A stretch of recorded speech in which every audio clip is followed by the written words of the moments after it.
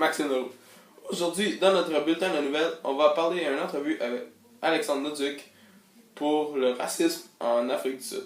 Bonjour Alexandre Leduc. Aujourd'hui, je suis ici pour faire mon reportage de nouvelles avec toi pour parler du racisme en Afrique du Sud. Il y a longtemps quand même qui s'est passé, mais pas si longtemps que ça. En 1960 environ. Alors, j'aurai quelques questions à poser aujourd'hui et ma première est: quels sont les préjudices à l'égard de ces groupes de personnes concernées? Et en tant que tel, on parle des personnes en Afrique du Sud. Bien, en 1948, en Afrique du Sud, on a adopté la loi de l'apartheid. Cette loi consiste à la ségrégation selon les origines ethniques.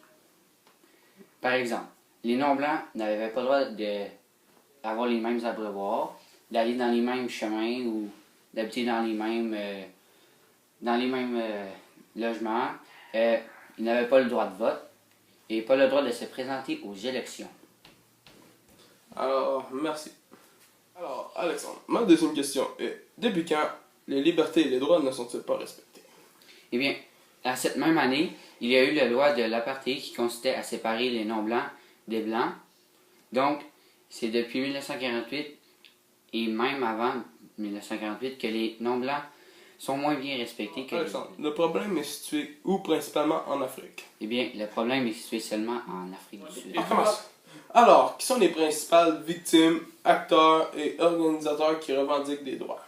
Les principales victimes sont les non-blancs, donc les personnes de race noire et toutes les autres personnes qui ne sont pas blancs. Partout où les non-blancs allaient ou étaient, ils faisaient toujours intimider par les blancs, et aussi des personnes qui jouent un rôle important dans cette histoire, comme Gandhi, qui s'est révolté contre l'apartheid. Une question est: quelles sont les actions entreprises afin de régler la situation? Un des principaux acteurs de ceci est Nelson Mandela. Il a réussi à faire même une campagne pacifique en Afrique du Sud, comme par exemple des marches pacifiques. Il a aussi fait des journées de grève. Il voulait l'égalité entre les Noirs et les Blancs. Alors, mon autre question est: quelles sont les réactions de la population face à cette situation? Les opposants critiquent de plus en plus l'apartheid. Plusieurs pays et organisations nationales, comme par exemple l'ONU, la critiquent donc.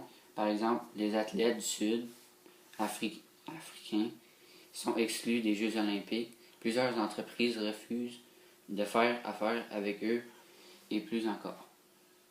Alors, ma dernière question est: quels sont les gains obtenus jusqu'à présent?